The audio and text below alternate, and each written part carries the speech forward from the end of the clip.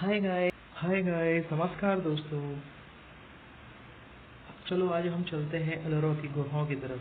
जैसे कि आप जानते हैं, एलोरा की गुफाएं जिसे यूनेस्को विश्व धरोहर स्थल के रूप में भी अंकित किया गया है। मीन्स हमारा जो एलोरा गुफाओं का नाम है, एलोरा केव्स का जो नेम है, वो भी हमारी विश्व धरोहर के रूप में अंकित किया गया है। और आप यहाँ पर देख रहे हैं कितने बढ़िया। मैं यहाँ पे डायरेक्ट आपको इनसाइड का फुटेज इनसाइड ले गया, यहाँ पर मंदिर की जो आप फुटेज देख रहे हैं। लेकिन मैं उसके पहले आपको इसमें कुछ जानकारियाँ भी देते रहना चाहता हूँ कि एलोरा की जो गुफाएं उनका नाम क्या था, उनका जो बेसिक नेम क्या है। उनका जो बेसिक नेम है, मूल नाम जो वेरुल है, ये एक पुरातात्विक स्थल है जो कि भारत में औरंगाबाद महाराष्ट्र से 30 किलोमीटर मतलब 18.6 माइल्स की दूरी पर स्थित है। इन्हें राष्ट्रकूट वंश के शासकों द्वारा बनवाया गया, ना कि बनवाया। अपनी स्मारक गुफाओं के लिए प्रसिद्ध एलोरा यूनेस्को द्वारा घोषित एक विश्व धरोहर स्थल है। एलोरा भारतीय पाषाण शिल्प स्थापना कला का सार है। मीन्स जो एंशियंट टाइम में जो हमें चीज़ें मिली हुई है, जो बची हुई है, तो उसमें ये काफ़ी जो आर्ट जो है, इसकी जो आर्ट बहुत ही अच्छी आर्ट मानी जा रही है। और यहाँ पर पूरा जो कल्चर है, इंडियन कल्चर, एक यहाँ पर शो होता है। यहाँ पर 34 गुफाएं हैं जो कि असल में एक ऊर्ध्वाधर खड़ी चरणादी पर्वत पर एक फलक है। मतलब कहने का मतलब एक पूरा का पूरा पहाड़ जो है, उस खड़े पहाड़ पर मतलब उसको ही काटते हुए बनाया गया। इसमें हिंदू, बौद्ध और जैन गुफाएं मंदिर है। ये 5वीं और 10वीं शताब्दी में बने हैं। यहाँ 12 बौद्ध गुफाएं हैं, 1 to 12। 17 गुफाएं जो है, 17 केव्स जो हैं, हिंदू केव्स हैं फ्रॉम 13 to 29 एंड 5 जैन गुफाएं हैं। 5 मीन्स 5, वही ठीक है, हो जाता है बोलने में दोस्तों। देखो ये जैसे कि यहाँ महाभारत काल का थोड़ा सा पूरा एपिसोड्स यहाँ पर शो किया गया है। यहाँ पर पूरी महाभारत की सारी एपिसोड्स यहाँ पर दिखाई गई है, कैसे वो लड़े हैं, कैसे क्या हुआ है। और इसके बाद मैं बात करता हूँ एलोरा के जो इसके आसपास जितने भी जो निर्माण काल के जो स्थल है। देखो यहाँ पे कितना बढ़िया तालाब दिख रहा है। ये अपने आप वहाँ पर वाटर जो है नीचे गिरता है। बहुत अच्छा झरना है, बहुत अच्छा मतलब नेचुरली बहुत अच्छा यहाँ पे आपको देखने को मिलेगा। एलोरा के ज्योतिष मठ में मंदिर जो औरंगजेब के निकट 2 किलोमीटर क्षेत्र में फैला हुआ है, उसे ऊंची बोसाल्ट की खड़ी चट्टानों के दीवारों से काटकर बनाया गया। मतलब जो चट्टाने हैं वो बिल्कुल खड़ी चट्टाने हैं, उसको काट कर ही पूरा मंदिर बनाया गया। मतलब ऐसा नहीं है कि अलग अलग से उन्होंने कुछ पत्थर लेकर आए हैं या उसको प्लेस किया है। देखिए अगेन आप देखिए कितना बहुत सुंदर यहाँ पर ये झरना आपको दिख रहा है। बहुत ही मतलब मनोरम दृश्य है, मनोरम है ना। Very beautiful natural look here over there. आपको विजिट करना चाहिए, जाना चाहिए यहाँ इस प्लेस पे, बहुत अच्छा लगेगा आपको। तो ये दुर्गम पहाड़ियों वाला एलोरा 600 से 1000 ईस्वी काल का है। ये मतलब बहुत पुरानी बात है। यहाँ प्राचीन भारतीय सभ्यता का जीवन प्रदर्शन है। मतलब सारी जो भारतीय कल्चर है, पूरा इंडियन जो ट्रेडिशन है, जो कि यहाँ पर पूरा उभर के आता है कि किस तरह से वो लोग जीवन जीते थे। और खासकर बौद्ध, हिंदू एंड जैन रिलीजन्स, यहाँ पर इन 3 रिलीजन को समर्पित यहाँ पे पूरी जो कलाकृतियाँ हैं, काफ़ी सृजनात्मक और उत्कृष्ट, means very ultimate art and culture is over there. So मैं आपको बताना चाहूँगा कि यहाँ पर जो लोग थे वो कितने धैर्यवान थे और कितना उनका चरित्र था, या कैसा उनका चरित्र था, सारा मतलब इस गुफाओं को देखने पर हमें लगता है। देखिए ये बाहर से इस तरह से दिखती है एलोरा का जो केव है, और ये बाहर से, और इसके पहले ही मैंने डायरेक्ट आपको अंदर का क्लिप दिखा दिया था।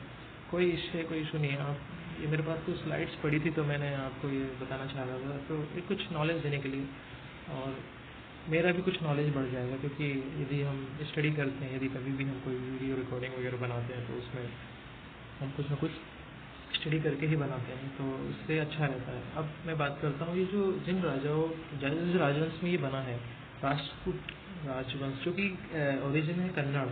इसको हम बोल सकते हैं साउथर्न इंडिया, मीन्स नॉर्थ और सेंट्रल इंडिया से नीचे हम जाएंगे तो हमें साउथ इंडिया मिलेगा। वहाँ पर ये सेंट्रल इंडिया और नॉर्दर्न इंडिया से भी बड़ा जो लैंडस्केप यहाँ पे इनका था।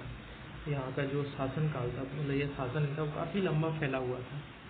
इनका शासनकाल लगभग 6वीं से 13वीं शताब्दी के मध्य था। इस काल में उन्होंने परिसर को घनिष्ठ परंतु स्वतंत्र जातियों के रूप में राज किया। ये प्राचीन काल, यदि हम 7वीं शताब्दी की बात करें, यदि हम शिलालेखों की बात करें, शिलालेख मीन्स कुछ जैसे लिखा होता था। जैसे पहले के समय राष्ट्रकूट के समय ताम्रपत्र थे। ताम्रपत्र मतलब जैसे कॉपर का कोई लेटर है, कॉपर मेटल से बनी हुई कोई सीट है, उसके ऊपर कुछ वर्ड्स जो है रिटर्न किए गए हैं, तो इस तरीके से उसको हम बोल सकते हैं शिलालेख। ताम्रपत्र,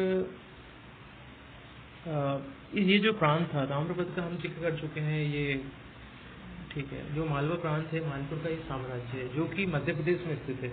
और मध्य प्रदेश में मैं अभी मध्य प्रदेश में ही रहता हूँ। तो मध्य प्रदेश में ये आपको राष्ट्रकूट जातियों का अल्चर, आधुनिक समय महाराष्ट्र में से एलिक्चर है। शासक जो था, कन्नौज का जो शासक था, शासन था, ये भी यहीं पर, इसका मूल स्थान यहीं से, ऐसा मूल स्थान माना जाता है, जो कि भ्रांति भी हो सकती है। तो इसमें एग्जैक्ट नहीं कह सकते कि यहीं से ओरिजिन था। ये कॉन्स्पिरेंसी या हम बोल सकते हैं मिस्ट्री, या अभी भी पूरी तरह से नहीं पता है किसी को, भ्रांति हम बोल सकते हैं। ये हम बौद्ध टेम्पल के अंदर गए हुए थे। अब हम बात करते हैं कलाकृतियों के बारे में। तो कलाकृति जो है, कृष्ण प्रथम हमारे जो दूसरे राजा थे, ये कलाकृतियाँ उनको समर्पित है कि अलग अलग चट्टानों को काट कर कैलाश मंदिर बनवाया गया है। जैसे कि हमने जो देखा था फ्रंट में, वो मंदिर जो था वो कैलाश मंदिर है। इस राजवंश का प्रसिद्ध शासक अमोघवर्ष प्रथम था, जिन्होंने लगभग 1814 से 1868 तक का शासन किया था। ठीक है। इसमें वास्तुकला, द्रविड़ शैली, इसका काफ़ी उल्लेख किया जाता है। इसके बाद हम बात करते हैं कि आप जैसे कि यहाँ देख रहे हो, कई मूर्तियों को टूटी फूटी आपको दिखाई दे रही होगी, या कई चीज़ें यहाँ पर अच्छी नहीं दिखाई पड़ रही है। तो उसका कारण ये है कि औरंगजेब शासक का नाम आपने सुना होगा। एक किंग है, मुगल एम्परर औरंगजेब, जो कि लास्ट थे मुगल शासकों में। इन मुगल बादशाह बोल सकते हैं, मुगल बादशाह में सिर्फ एक जो शख्स है जिसमें जो लोगों को की लोकप्रियता में ये जो शासक था वो थोड़ा कम था, क्योंकि ये थोड़ा सा कट्टरपंथी था और ये चाहता था कि पूरा जो भारतवर्ष है वो क्या बन जाए, इस्लामिक राष्ट्र बन जाए। इसलिए, और यहाँ तक कि उसने अपने बड़े भाई है ना, जिनका नाम शायद मुझे याद आ रहा है, दारा शिकोह था, दारा शिकोह को भी उन्होंने नहीं बख्शा। और अपने बादशाह, अपने पिता शाहजहां, आप तो जानते हैं उन्होंने ताजमहल बनवाया था, तो उनको भी कारागार में उन्होंने रखा था। तो इस प्रकार से वो बहुत कट्टर शासक थे। हाँ, हालांकि उनकी उसमें भी कलाओं का वो हुआ था, लेकिन ऐसा माना जाता है और ऐसा जानकारी में भी है कि औरंगजेब ने कट्टर मुस्लिम होने के कारण उसने मतलब हिंदुओं के मंदिरों को भी तोड़वाया था होता। तो उसमें भी एक मंदिर है जो कैलाश मंदिर, जो हम देख रहे हैं अभी एलोरा का। तो एलोरा को भी की जो पूरी मूर्तियाँ आप देख रहे हैं टूटी फूटी हैं, तो वो इसी कारण से हैं। और बहुत ही बढ़िया यहाँ की कलाकृतियाँ हैं, आप देख के मोहित हो जाएंगे। तो इस प्रकार हमने बात की औरंगजेब की, लेकिन अब हम बात करते हैं मराठों की, क्योंकि जब औरंगजेब की बात होगी तो मराठाओं का नाम तो आएगा, जिसमें कि खासकर शिवाजी राजे, क्योंकि उन्होंने काफ़ी लंबा संघर्ष किया था मुगलों के साथ। जो छत्रपति शिवाजी महाराज थे 1930 ईस्वी में, 1980 में भारतीय महान रणनीतिकार के रूप में आए थे। और आप स्लाइड्स देखते रहिए, काफ़ी अच्छे यहाँ पर क्लिप्स मैंने डाले हैं, फोटोग्राफ्स डाले हैं, जो भी मुझसे पॉसिबल हो पाए थे लेना। ये मेरे अपने ही फ़ोन से खींचे हुए क्लिप्स हैं। और छत्रपति शिवाजी के महाराज के बारे में बात कर रहे थे, जो कि 1630 से 1680 तक उन्होंने राज किया। ठीक है।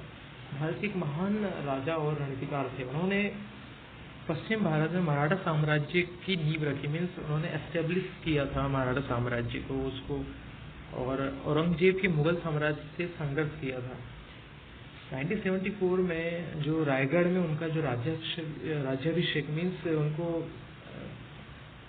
किंगशिप मिली थी, जैसे कि, और उनको जो एक टैग मिला था छत्रपति वाला, छत्रपति शिवाजी, मतलब कि अपनी अनुशासित सेना, सुसंगठित प्रशासनिक इकाइयों की सहायता से वो इतने योग्य और प्रगतिशील शासक थे, इसलिए उनको ये उपाधि प्रदान की गई थी छत्रपति शिवाजी।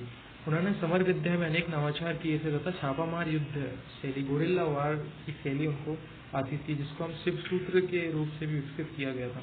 उन्होंने प्राचीन हिंदू राजनीतिक प्रथाओं तथा दरबारी सचराचों को प्रेरित किया और फारसी के स्थान पर मराठी एवं संस्कृति को राजकाज की भाषा बनाया।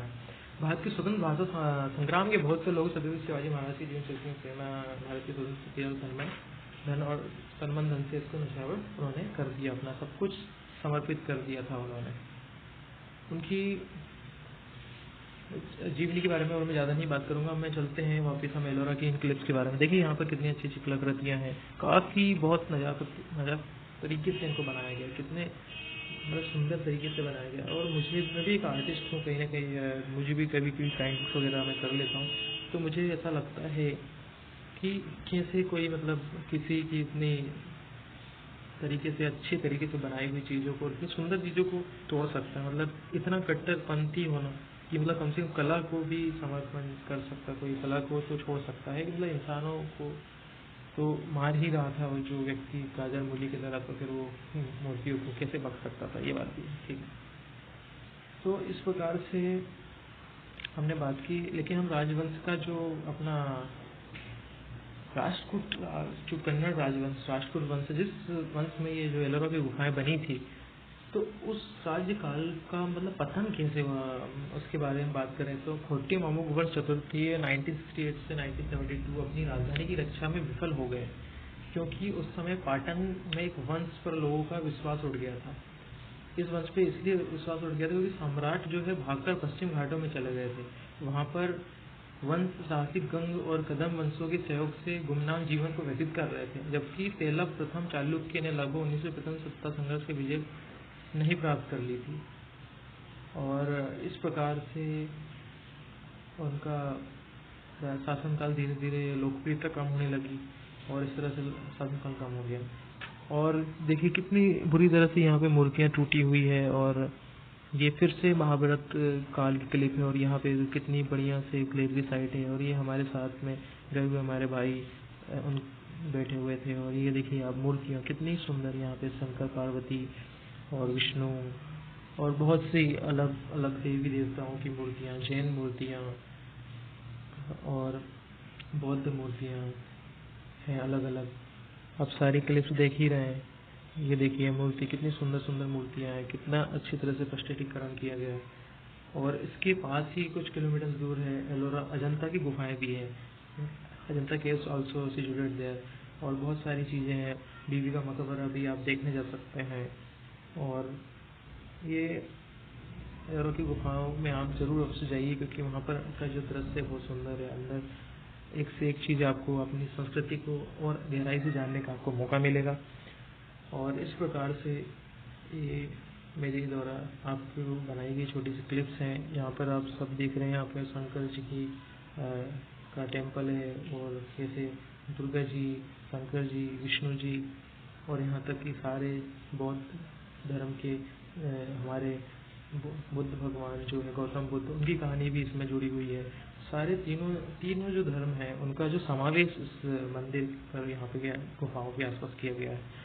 और बहुत ही आश्चर्यजनक तो यही लगता है कि एक ही पूरे पहाड़ को काट कर ये पूरा बना दिया गया है। बहुत ही अद्भुत तरीके से बनाया गया है, जिसको मतलब मैं बिलीव भी नहीं कर पाऊंगा कि किस तरीके से उन्होंने इतनी मेहनत की होगी और कैसे अपने आप को मतलब इतना डिवोटेड किया होगा एक चीज़ को करने के लिए। और आजकल हमारी जनरेशन थोड़ा सा भी वो नहीं कर पाती है। ठीक है दोस्तों, तो आपने ये वीडियोस को लाइक करें, शेयर करें, सब्सक्राइब करें, और आपको बहुत बहुत धन्यवाद।